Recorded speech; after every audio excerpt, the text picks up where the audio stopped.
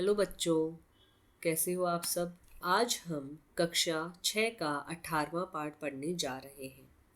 पाठ क्रमांक 18 का नाम है बोध। तो कहानी के शीर्षक से आपको क्या पता चलता है, बोध का अर्थ क्या है। तो बोध का अर्थ है ज्ञान, बुद्धि या समझ। तो हमें अपना काम ईमानदारी और मेहनत से क्यों करना चाहिए, क्योंकि जैसा हम कर्म करेंगे वैसा ही हमें फल मिलेगा।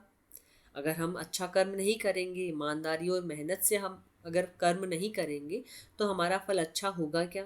नहीं। और आपको स्कूल में अनेक प्रकार के अध्यापक शिक्षा देते हैं, तो अपने गुरु का सम्मान आपको करना चाहिए या नहीं करना चाहिए। हो सकता है कि आपको कुछ अध्यापक अच्छे लगते हों, कुछ अध्यापक अच्छे नहीं लगते हों, फिर भी हम उनका सम्मान करना नहीं भूल सकते हैं। तो कथा सम्राट मुंशी प्रेमचंद द्वारा लिखित यह कहानी एक ऐसे अध्यापक के जीवन के बारे में है जो अपनी निर्धनता के कारण शिक्षण कार्य को हीन समझने लगते हैं, यानी कि अच्छा कार्य नहीं समझते, क्योंकि वो बहुत ही गरीब रहते हैं और अध्यापकों की सैलरी वैसे ही बहुत कम होती है। इस वजह से वो शिक्षण कार्य को बहुत ही नीचा कार्य समझने लग गए हैं, क्योंकि उनसे उनको पैसे इतने अधिक नहीं मिल पा रहे हैं जिससे कि वो अपनी गरीबी दूर कर सके। पर अपने शिष्यों को बड़े परिश्रम और लगन से पढ़ाते हैं। वे अपनी तुलना पड़ोसी हेड कांस्टेबल ठाकुर अतिबल सिंह और सियाहिन मिस मुंशी बैजनाथ से करते थे, जो इधर उधर की कमाई कर धनी और सुखमय जीवन बिताते थे। तो यह प्रेरणादायक कहानी सामाजिक मूल्यों और मानव व्यवहार पर आधारित है। पंडित चंद्रधर बहुत परिश्रम से अपना अध्यापन कार्य करते थे। दारोगा और मुंशी जी अपने स्वार्थ के लिए लोगों से पैसा वसूलते हैं। जो व्यक्ति दूसरों के सुख दुख का ध्यान नहीं रखता वह सम्मान नहीं पाता। हम जो कुछ भी दूसरों को देते हैं वही लौटकर हमारे पास आता है। पंडित चंद्रधर के शिष्य उनका खूब आदर करते हैं और मुश्किल के समय उनके काम आते हैं। तो इस कहानी में भौतिक पदार्थों पर नैतिक मूल्यों की विजय दिखाई गई है। तो पाठ शुरू करते हैं। पंडित चंद्रधर एक स्कूल में अध्यापक थे। नौकरी तो कर ली, पर सदा पछताया करते कि कहाँ आ फंसे, क्योंकि उस समय उतनी सैलरी उनको नहीं मिलती थी। तो यही यदि कहीं और नौकरी करते तो अब तक हाथ में 4 पैसे होते, आराम से जीवन व्यतीत होता। यहाँ तो महीने भर प्रतीक्षा करने के बाद कहीं 15 रुपए देखने को मिलते हैं। तो ये बहुत पहले की कहानी हमें बताई गई है। तो बहुत पहले जो 15 रुपए होते थे वो भी बहुत होते थे। तो वे भी इधर आए उधर गायब। तो 15 रुपए कहाँ आते हैं और कहाँ गायब हो जाते हैं वो पता ही नहीं चलता था। न खाने का सुख न पहनने का आराम। तो पंडित जी के पड़ोस में 2 महाशय और रहते थे, यानी 2 लोग और रहते थे। एक ठाकुर अतिबल सिंह, वे थाने में हेड कांस्टेबल थे। दूसरे मुंशी बैजनाथ, वे तहसील में सियाहिन मिस थे। तो सिहाइन विस का अर्थ यहाँ पे लिया गया है माल के दफ्तर की कच्ची बही या रजिस्टर लिखने वाला, जो हिसाब किताब लिखता है। दोनों आदमियों का वेतन पंडित जी से कोई अधिक न था, तब भी उनकी जिंदगी चैन की ओर सुखमय थी, क्योंकि वो अलग से और बहुत सारे कार्य करते थे, छोटे छोटे, और रिश्वत लेने का ये कार्य। तो उनका जीवन जो है अच्छे से चल रहा था। संध्या को वे कचहरी से आते, बच्चों को पैसे और मिठाइयाँ देते। दोनों के पास नौकर चाकर भी थे। घर में कुर्सियाँ, मेज, गलीचे आदि थे। सारे मोहल्ले में उनका रोब था। उन दोनों महाशयों को आते जाते देखकर बनिए उठकर सलाम करते। 4 पैसे की चीज एक में लाती, लकड़ी ईंधन मुफ्त में मिलता। तो जमाना ऐसा ही है, पहले से ऐसा ही चला आ रहा है कि जिसके हाथ में पैसा है उसकी इज्जत हर एक आदमी करता है, और जिसके हाथ में पैसा नहीं है उसकी इज्जत लोग नहीं करना चाहते। तो जिसके पास पैसा है उसके पास लोग आएंगे, बैठेंगे, बात करेंगे, क्योंकि उनका रुतबा ही अलग रहता है। तो इसी प्रकार से ठाकुर अतिबल सिंह और मुंशी बैजनाथ का एक रुतबा अलग था, बहुत अच्छा था उनका रुतबा। और जो पंडित चंद्रधर थे एक स्कूल में अध्यापक, उनका रुतबा नहीं था, क्योंकि उनके पास इतनी पगार, इतनी सैलरी नहीं आती थी, वो पैसे वाले नहीं थे, वो गरीब थे। पंडित जी उनके ठाट बाट देकर कुटते यानी चिढ़ते रहते थे और अपने भाग्य को कोसते कोसते यानी कि बुरा भला कहते थे कि भाई कहाँ पे नौकरी कर ली मैंने और कहाँ पे इतने से रुपए मिलते हैं जिससे गुजारा भी नहीं होता है। दोनों पंडित जी के घर कभी आटा कभी दूध और सब्जी भेज देते। तो जो दोनों थे वो पंडित जी यानी अध्यापक के घर पे कभी दूध कभी आटा कभी सब्जियां भेज देते थे दया करके। पंडित जी को दोनों के लड़कों को पढ़ाना पड़ता क्योंकि उन दोनों के लड़कों को पंडित जी पढ़ाते थे, इसलिए वो जान पहचान थी। इसकी वजह से वो ये सब चीज़ें उनके घर पे भेज देते थे। कभी कभी वे पंडित जी से कुछ कह भी देते पर पंडित जी मन मार कर रह जाते। मन मार कर यानी कि इच्छाओं को दबा कर, कि भाई वो बोल भी नहीं सकते थे क्योंकि उनके दोनों लड़कों को वो पढ़ाते थे। अगर वो उन्होंने सामने उनको कुछ जवाब दे दिया तो दोनों लड़कों को वो वहां से निकाल लेंगे, तो जो फीस आती है दोनों बच्चों की वो भी उनके हाथ से चली जाएगी, तो वो कुछ भी नहीं बोल पाते थे। उन्हीं के कारण कभी कभी दूध दही के दर्शन हो जाते थे। बेचारे अपमान के जहर को अमृत समझकर पी जाते। इन स्थितियों से निकलने के लिए पंडित जी ने प्रार्थना पत्र लिखे। तो उन्होंने आगे अफसरों को प्रार्थना पत्र लिखा, एक एप्लीकेशन लिखी, अफसरों की खुशामदें की, पर कुछ ना हुआ। उन्होंने लिखा कि भाई उनको इस पद से ऊपर बढ़ाया जाए। अंत में हार कर बैठ गए। इतना सब होने पर भी वे ठीक समय पर जाते, देर से घर आते, मन लगाकर पढ़ाते। तो इन एप्लीकेशन से कुछ भी नहीं हुआ, फिर भी वो एकदम टाइम टू टाइम जाते थे, मन लगाकर पढ़ाते थे।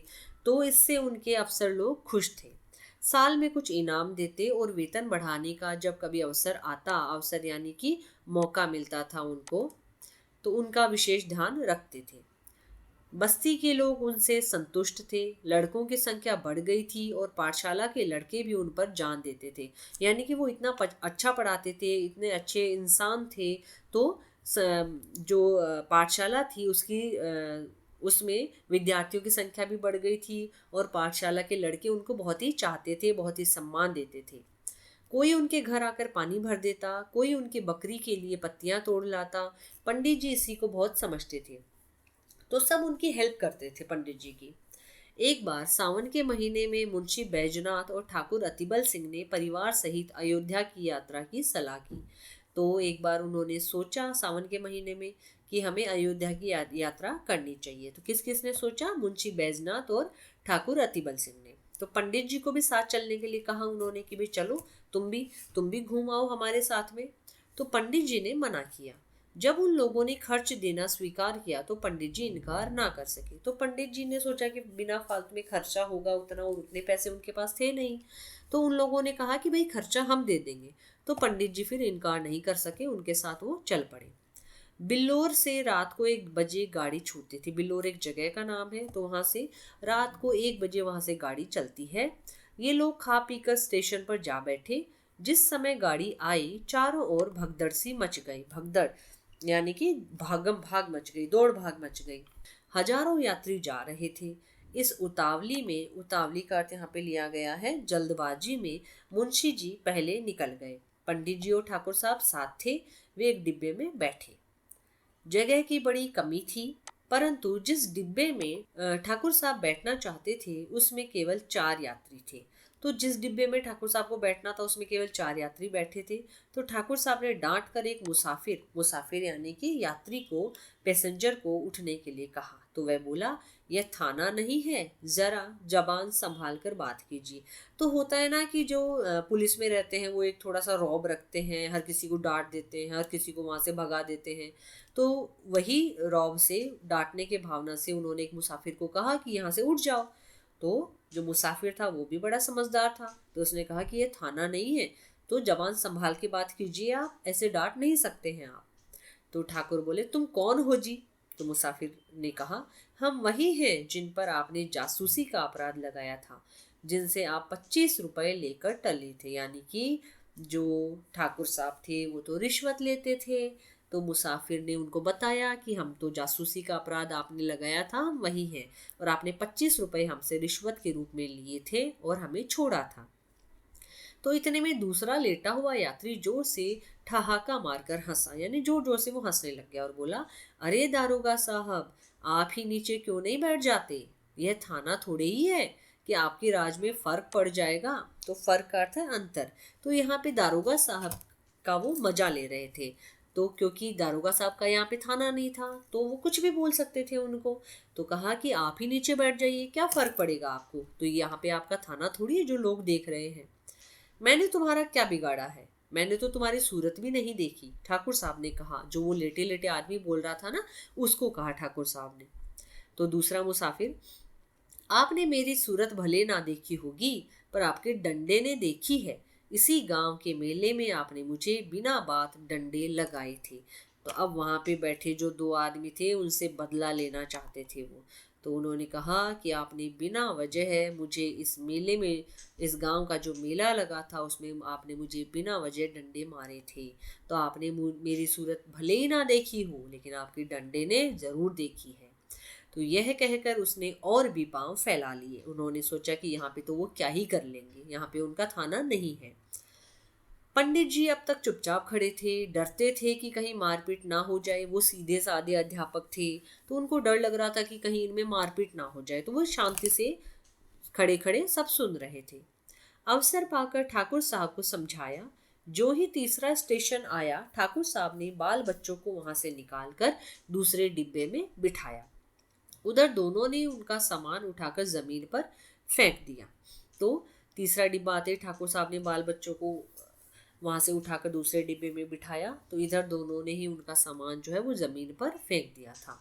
तो जब ठाकुर साहब गाड़ी से उतरने लगे तो उन्होंने उनको ऐसा धक्का दिया कि बेचारे प्लेटफॉर्म पर गिर पड़े। तो जो दो युवक थे वो जब ठाकुर साहब गाड़ी से उतरने लगे तो उन्होंने उनको धक्का दिया क्योंकि उनका सामान उन्होंने नीचे फेंक दिया था। तो वो प्लेटफॉर्म पर ही गिर पड़े। गार्ड से कहने दौड़े थे कि इंजन ने सीटी दी। क्या करते, जाकर गाड़ी में बैठ गए। वो आगे जाकर कुछ भी नहीं कर पाए। उधर मुंशी बैजनाथ के पास पैर फैलाने तक की जगह नहीं थी। तो मुंशी बैजनाथ जो बैठे थे उनको इतनी छोटी सी जगह में बिठाया गया था कि बेचारे पैर भी नहीं फैला सकते थे वो। उनकी तबीयत खराब हो गई। एक बार उल्टी हुई और पेट में मरोड़ पड़ने लगे, यानी पेट में दर्द होने लग गया उनके। लखनऊ तक उन्होंने किसी तरह सहन किया। आगे चलकर मजबूर हो गए। ज्वर, पेट में दर्द, नसों में तनाव, कै और दस्त। तो उल्टी, दस्त, पेट में दर्द, बुखार, सब कुछ उनको होने लग गया। एक स्टेशन पर उतर पड़े वो परेशान हो गए। प्लेटफॉर्म पर लेट गए। पत्नी भी घबराई, बच्चों को लेकर उतर पड़ी। सामान उतारा परंतु जल्दी में ट्रंक उतारना भूल गई। ट्रंक यानी बहुत ही बड़ी संदूक होती है, उसको ट्रंक बोलते हैं। तो सारा सामान उन्होंने उतारा लेकिन एक ट्रंक उतारना वो भूल गए। गाड़ी चल दी। दारोगा जी ने अपने मित्र को इस दशा में देखा तो वे भी उतर पड़े। तो दारोगा जी भी उतर गए उनके पीछे पीछे। स्टेशन मास्टर ने यह हाल देखा तो समझे हैजा हो गया है। तो हैजा एक बीमारी का नाम है जिसमें ये सारे लक्षण होते हैं। हुक्म दिया, रोगी को अभी बाहर ले जाओ। मजबूर होकर सब लोग मुंशी जी को एक पेड़ के नीचे उठा ले गए। तो उनकी पत्नी रोने लग गई क्योंकि उनकी हालत बिगड़ रही थी। हकीम डॉक्टर की तलाश हुई। पता लगा पास ही एक छोटा सा अस्पताल है। अब कैसी जगह है, कौन सी जगह, ऐसे बीच में वो उतर पड़े। तो वहाँ पे डॉक्टर को ढूंढा गया तो एक छोटा सा अस्पताल वहाँ पे मिल गया उनको। उन लोगों की जान में जान आई। तो जान में जान आना, उनको एक राहत मिली। किसी से यह भी मालूम हुआ कि डॉक्टर साहब बिल्लोर के रहने वाले। तो उन्होंने ये भी पता कर लिया कि भाई बिल्लोर के रहने वाले हैं यहाँ के डॉक्टर साहब। तो ढांढस बंधा, उनको हिम्मत आई क्योंकि उनको पता लगा कि डॉक्टर साहब बिल्लोर के हैं। तो जो जान पहचान वाले होते हैं तो वो थोड़ा अच्छा इलाज कर देंगे। तो दारोगा जी मुंशी जी को लेकर अस्पताल दौड़े। तो डॉक्टर का नाम था चोखेलाल। कंपाउंडर था वो, एक डॉक्टर नहीं था। लोग आदर से डॉक्टर कहा करते थे। गांव में कंपाउंडर होता है उसी को ही डॉक्टर साहब मान लेते हैं लोग। तो उन्हें देखकर बैजनाथ धीरे से बोले, अरे ये तो बिल्लोर के ही हैं, भला सा नाम है, तहसील में आया जाया करते हैं। क्यों महाशय, मुझे पहचानते हो?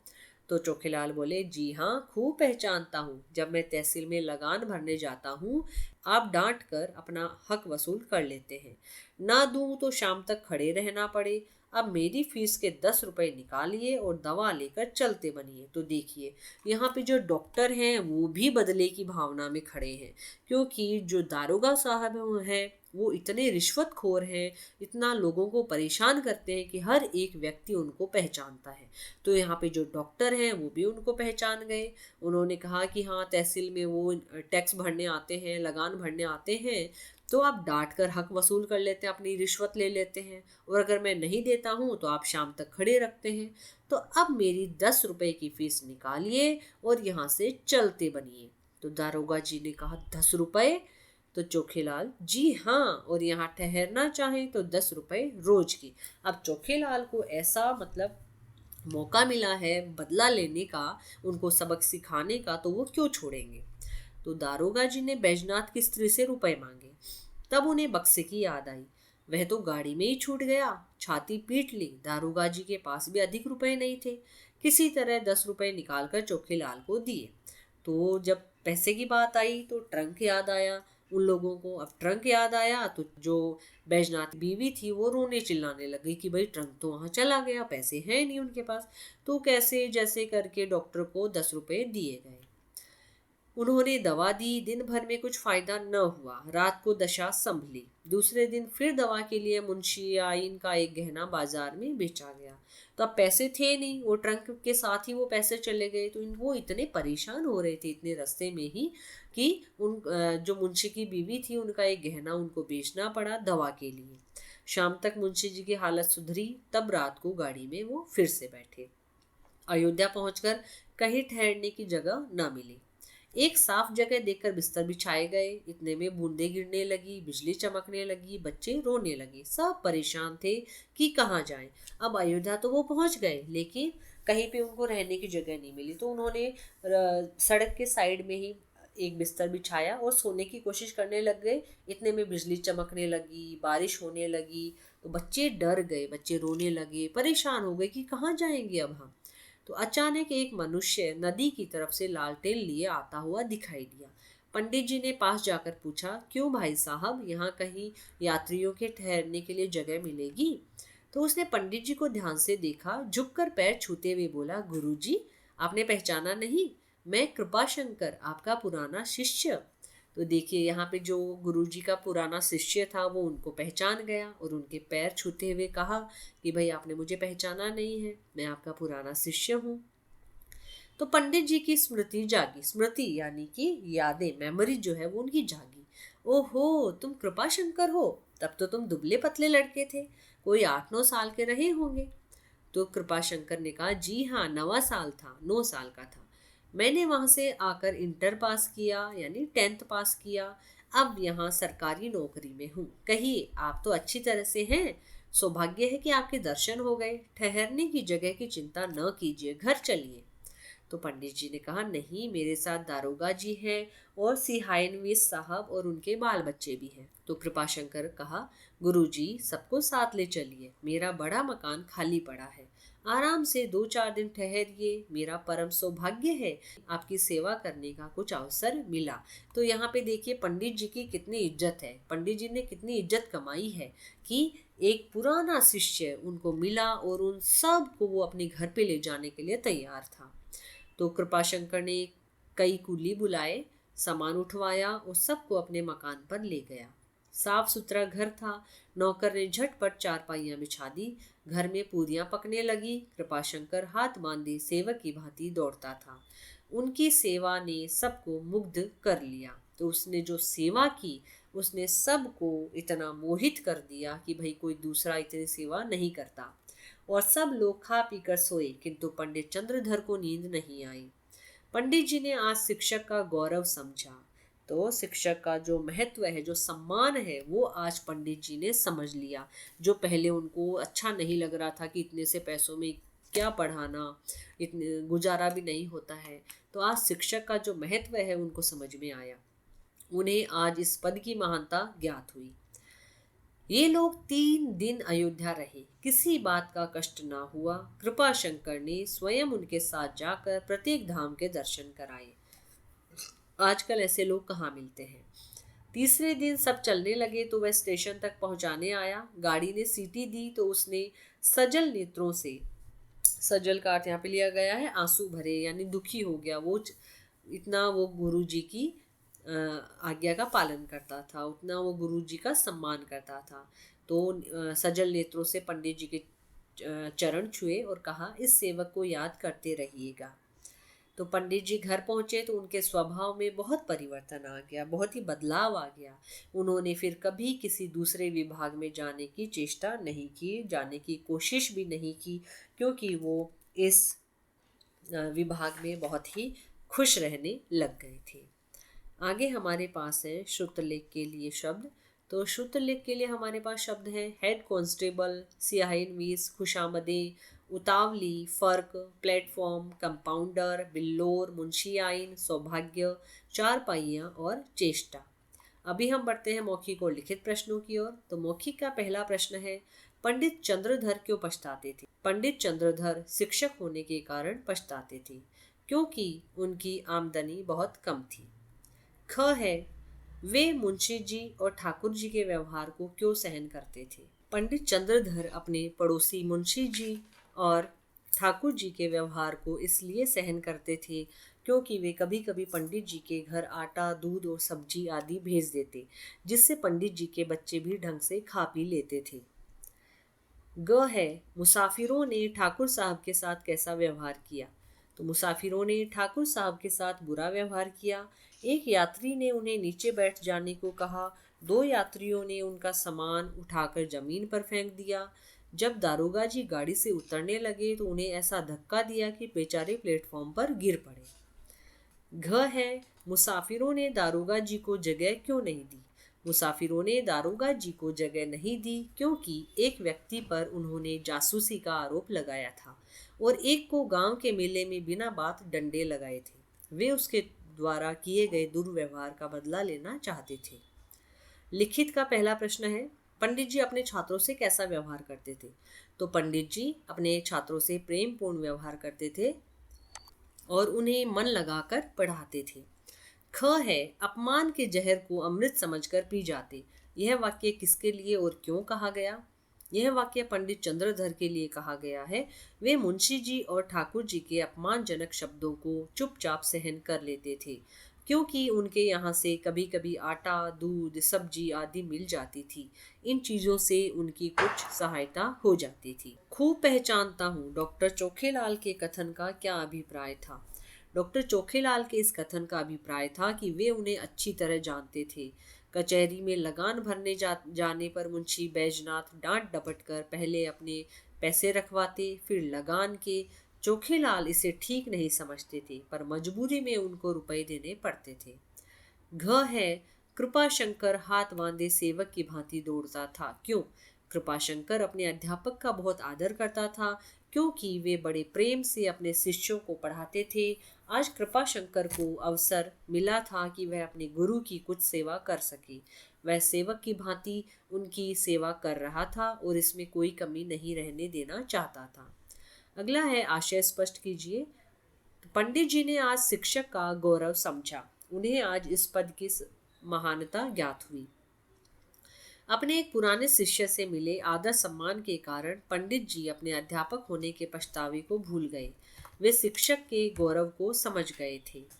आगे है सोचकर लिखिए का प्रश्न। तो सोचकर लिखिए का प्रश्न है, रिश्वत लेने वाले और देने वालों में से आप किसे अधिक दोषी मानते हैं? तो मेरे विचार से रिश्वत लेने और देने वाले दोनों ही बराबर के दोषी हैं। रिश्वत लेने वाला जिस पद पर कार्य करता है उसे उस कार्य का वेतन दिया जाता है, अतः उस कार्य को समय पर करना उसका कर्तव्य है। इसके लिए रिश्वत के रूप में अतिरिक्त पैसे की मांग या इच्छा करना अनुचित है। इसी प्रकार रिश्वत देना भी समाज में अनुचित कार्यों को बढ़ावा देता है। यदि कोई हम पर रिश्वत देने का दबाव डाले तो हमें उसकी शिकायत करनी चाहिए। तो अभी यहाँ पे हमारे मौखिक और लिखित प्रश्न समाप्त होते हैं। बढ़ते हैं भाषा से व्याकरण के प्रश्नों की ओर। तो नीचे लिखे शब्दों के स्त्रीलिंग रूप हमें यहाँ पे लिखने हैं। मुंशी मुंशियाइन, पंडित पंडिताइन, माली मालिन, धोबी धोबिन, अध्यापक अध्यापिका, अभिनेता अभिनेत्री। प्रश्न संख्या 2 है, तो यहाँ पे शुद्ध उच्चारण से हमें शब्द लिखने हैं। सजा सजाया हुआ, सजा दंड, तेज चेहरे की कांति, तेज तीक्ष्ण बुद्धि वाला। प्रश्न संख्या 3 है, पाठ से चुनकर हमें 3 तत्सम, तद्भव और देशज और विदेशी शब्द लिखने हैं। तो तत्सम शब्द है स्पष्ट, सेवक, कष्ट। तद्भव है हाथ, मुंह, रात। देशज है गलीचे, चाकर, रोब। विदेशी है कांस्टेबल, प्लेटफॉर्म और इंजन। प्रश्न संख्या 4 है सर्वनाम और सार्वनामिक विशेषण। तो यहाँ पे जब सर्वनाम शब्द संज्ञा की विशेषताएं बताएं तो वे सार्वनामिक विशेषण बन जाते हैं। तो इन वाक्यों में से सर्वनाम और सार्वनामिक विशेषण छांटकर हमें लिखने हैं। तो यह लड़की बहुत चतुर है, जिसमें सर्वनाम नहीं है, सार्वनामिक है यह। दूसरा है यह काफी कमजोर है, तो यह सर्वनाम है। उस मकान में मेरा भाई रहता है, तो उस और मेरा सार्वनामिक विशेषण है। चौथा है गीतिका ने मुझे अपनी मिठाई दे दी, तो मुझे और अपनी सर्वनाम है। वह साइकिल किसकी है, वह सार्वनामिक विशेषण है।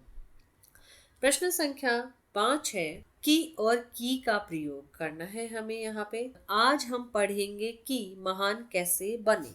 दूसरा है उसने सोचा कि आज स्कूल ना जाए। की का है अधिकारी वर्ग अपने पद की गरिमा का दुरुपयोग करता है। यमुना के जल की सफाई होनी चाहिए। प्रश्न संख्या 6 वर्ण विच्छेद करने हैं। तो इन शब्दों के वर्ण विच्छेद देखिए इस प्रकार करने हैं। प्रश्न संख्या 7 है विस्मयादि बोधक शब्द। तो नीचे लिखे वाक्यों को ध्यानपूर्वक हमें पढ़ना है। तो इस प्रकार के भावों को प्रकट करने वाले शब्द विस्मयादि बोधक अवयव कहलाते हैं, जहाँ पे विस्मय प्रकट किया जाता है। तो नीचे विस्मयादि बोधक शब्द दिए गए हैं, तो इनके प्रयोग से हमें वाक्य बनाने हैं। पहला है अरे। अरे सुनते हो भैया, मैं आपको बुला रहा हूँ। हट हट, चल हट यहाँ से। छी छी, छी छी कितनी दुर्गंध है। शाबाश, हमें तुम पर गर्व है। ठीक, मैं समय पर आता हूँ। तो यहाँ पे हमारे प्रश्न उत्तर समाप्त होते हैं। आशा है आपको पाठ और प्रश्न उत्तर अच्छे से समझ में आए होंगे। धन्यवाद।